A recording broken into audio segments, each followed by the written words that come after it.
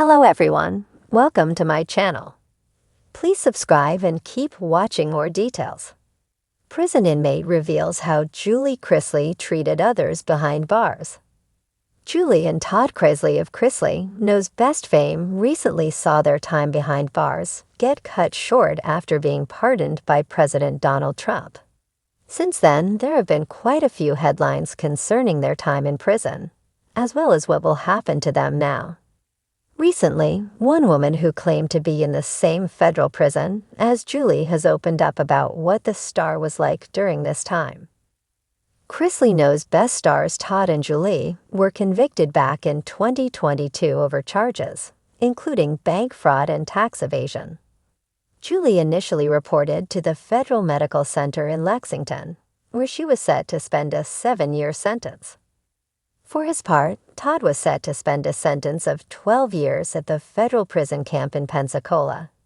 However, Todd and Julie would get a reprieve from their sentence in 2025 after receiving a presidential pardon from President Donald Trump.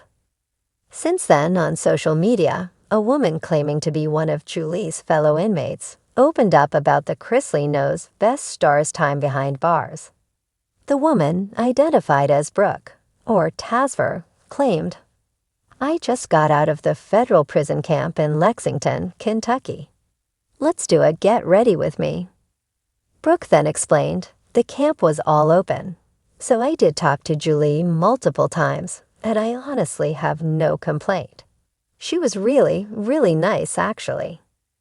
Brooke also confirmed that Julie had to work during her time in prison. As she shared, everybody in the camp who was able to work was required to work until Julie Chrisley did have a job, and she worked in commissary. Brooke also explained how Julie was like with her fellow inmates. Opening up, she shared, "I'm never the type to stick up for people based on their status." This included their political status, their social status, their celebrity status, whatever the case may be. Speaking positively of the star, Brooke continued, "But I've definitely seen her go out of her way multiple times to help somebody." She especially highlighted Julie helping people in commissary that just got there understand how it works, etc. She was really, really sweet. During her parents' time behind bars, Savannah Chrisley also openly spoke out against prison conditions. Brooke also ended the video by sharing similar sentiments. As she noted, "It is true that the living conditions of the camp were really, really bad. There was no AC there, even on the hottest days. There's asbestos in the ceiling. There's lead paint." Taking to the comments, fans also shared their thoughts on the story. A few also claimed to be familiar with the camp and weighed in on the share. Some comments included, "You should do a series on how you got sent to prison and more on Julie and the prison life. You were right, my aunt was in there too. She said she made friends with everyone, and she was so nice to everyone. I won't put it all in the comments, but I know exactly what you're talking about. The jail conditions you said, and I heard there were rats and snakes, is inhumane. I have seen other prisons with very bad conditions, and it's just not right. They are still people at the end of the day. I actually was incarcerated at Lexington with Julie as well. Nice lady." Have you been following this story? Make sure you come back to TV Shows Ace for all the latest reality TV and celebrity overcast morning when I finally decided to break my silence. Life behind bars has a way of stripping people down to their core. No pretense, no makeup, no edited family life reality show clips. Just raw humanity. And Julie Chrisley, once a polished television star, was no exception. I was there. I watched her every day, and now I'm ready to tell the truth. When Julie first arrived at Federal Medical Center Lexington, whispers spread like wildfire. Some inmates shrugged her off as just another fraudster, but others were fascinated. The Julie Chrisley of Chrisley Knows Best fame was going to be sleeping just 2 bunks down. What would she be like? Was she the diva everyone expected, or would prison life humble her? To my surprise, and most others, Julie didn't walk in with airs. There was no designer luggage, no attempt at demanding special treatment. She looked tired, honestly.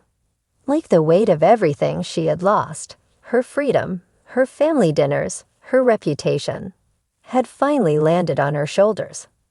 At first, she kept to herself.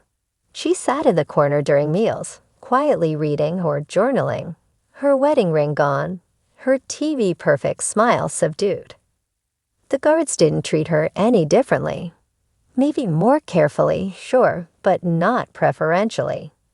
And the rest of us watched, curious, waiting for the mask to slip. But it never did. Julie, it turned out, was surprisingly kind. Not in a performative way, either. She didn't try to win people over or curry favor. She just listened. She listened when Latris cried about missing her daughter's birthday. She offered tissues when Carmen broke down over bad news from home. She even helped Miss Darling, one of the oldest women in the unit, fold her laundry when arthritis made it impossible to manage alone. Some called it fake. "She's just trying to save face," I heard one woman whisper. Trying to get early release, maybe. But even the skeptics couldn't ignore the consistency. Julie didn't have outbursts, never raised her voice, and never talked about her fame unless someone asked. And even then, she downplayed it. "I'm just Julie here," she said to me once, when I asked if she missed the cameras. Honestly, the silence is a blessing. But don't get me wrong, she wasn't some saintly figure floating around in an orange jumpsuit, handing out wisdom and warm hugs. Prison hardens you, and it had its effect on her. She had days when she looked vacant, lost in thought. Days when she sat through chapel service but didn't seem to hear a word. And one time, after a tense call with family, she didn't leave her bunk for almost 48 hours. Her eyes were red, her hair unwashed, her Bible open but unread. Still, when the day started, Julie always showed up. She volunteered in the kitchen, helped tutor GED students, and even led a journaling group on Tuesdays. She had this uncanny way of making you feel heard, really heard. For someone who lived in the limelight, it was surprising how little she talked about herself. I once asked her if she ever imagined life ending up like this. She sighed and looked out the barred window. "I used to think I had everything. Now I'm trying to figure out what everything really means." One thing people don't understand about prison is that kindness is currency, but it's also dangerous. If you're too soft, others might take advantage. Julie walked a fine line. She never gave away commissary-like candy, but if someone really needed toothpaste or pads, she'd offer what she had without making it a spectacle. She didn't align with any clique either. That's rare. Most people find a group fast, for protection, for belonging. But Julie walked her own line. I remember one particularly tense night when a fight broke out in the TV room. Julie had been sitting nearby, quietly crocheting. When one of the younger girls got shoved to the ground, Julie stood up, helped her up, and walked her out without saying a word. That's the thing. She didn't fan drama. She de-escalated it. Some guards liked her, others didn't trust her, said they'd seen too many polite liars in their careers.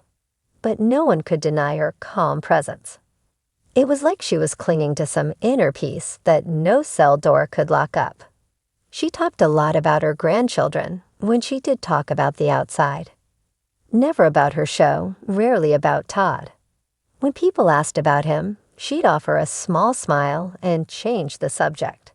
I got the sense there was pain there, not resentment, exactly, but something quieter. Something that hurt in a deeper place. Her faith seemed genuine, though. Not overbearing, but sturdy. Like a thread she was holding onto to keep from unraveling completely. I once saw her leave a note under someone's pillow. Just a simple, "You are not forgotten. JC." The girl it was meant for had been on suicide watch the week before.